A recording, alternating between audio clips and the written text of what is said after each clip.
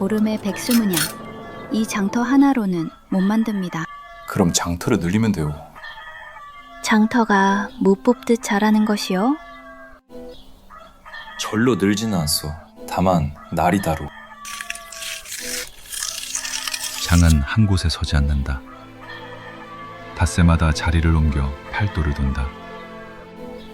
태산이 본 것은 장터가 아니라 장이 서는 날짜의 틈이었다. 포구장에서 사고 고갯마루에서 갈아 싣고 산골장에서 파는 것이오. 사흘이면 닷소. 사흘이 아니라 나흘입니다.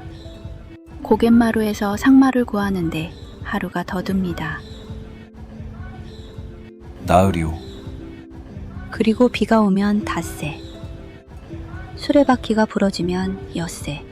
아따 행수님, 이 처자분은 시작도 전에 다 망해불게 말씀하신단께요. 망하는 값을 미리 세워두면 망하지 않소. 그것도 맞는 말이시고. 서낭자는 짐이 아니라 날짜를 실어주시오. 나는 물건을 싣겠소. 그 말은 장부에 적어두겠습니다.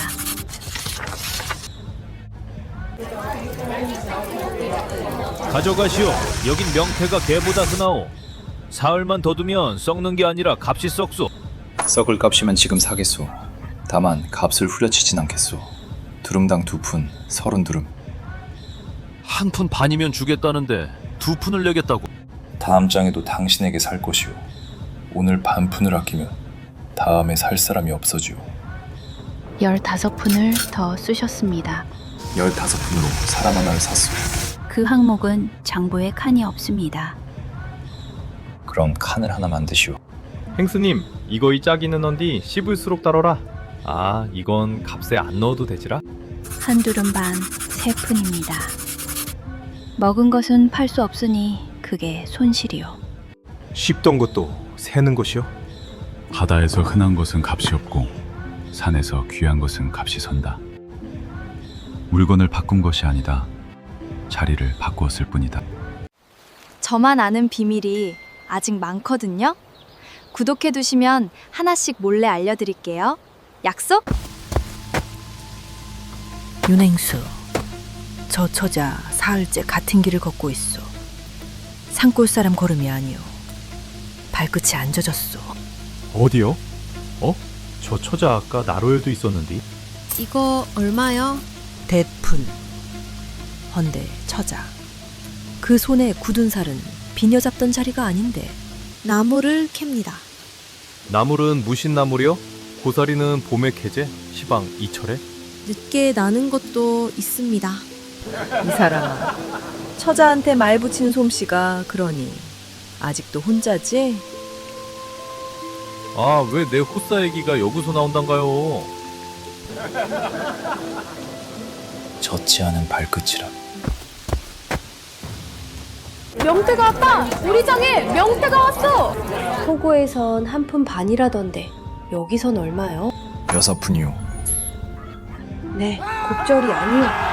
내곱절이 맞소. 고개셋을 넘겨 온 값이오. 비싸다 여기시면 사지 마시오. 다만 이 장에서 명태를 볼 수 있는 건 오늘뿐이오. 사시오들, 저 사람 저울은 남의 눈앞에서 다는 저울이랍니다. 32름, 60냥 남짓. 백스문양의 절반입니다. 아들이 올겨울 광산으로 가오. 국에 넣어 보내고 싶은디 2푼밖에 없어. 2푼 받겠소. 나머지 너푼은 외상이오. 내가 언제 갚을 줄 알고. 갚으실 때 갚으시오. 대신 이름을 적겠소. 함자가 어찌 되시오? 최분이요. 이름이 장부에 오르는 건 시집 올 때 이후 처음이요. 받을 건 너푼, 사람 하나. 길은 물건을 나르는 게 아니세 나를 나르는 게지. 저놈 이제야 장사꾼 흉내를 내는구먼.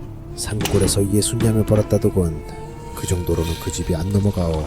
무너뜨리는 데 필요한 건 손해가 아니라 욕심이지요. 욕심? 한양 어문 시세가 오른다. 그 한 줄이면 돼요. 사람은 잃을까봐 도망치지 않소. 더 벌 수 있다는 말에 달려가지. 확인했습니다. 사람 넷, 수레 둘. 그리고 그 사내는 밑지는 값을 냈습니다. 밑지는 값을? 예. 2번, 어리석군.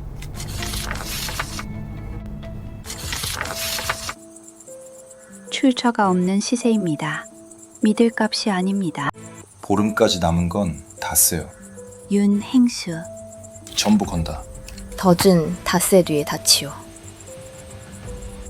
그날 태산은 기윕셋을 하나로 이었다. 그러나 그 길 끝에서 누가 기다리는지는 아직 알지 못했다. 소녀는 값어치 없는 것에는 눈길을 주지 않지요. 구독과 알림 그 두 개만 눌러주시어요.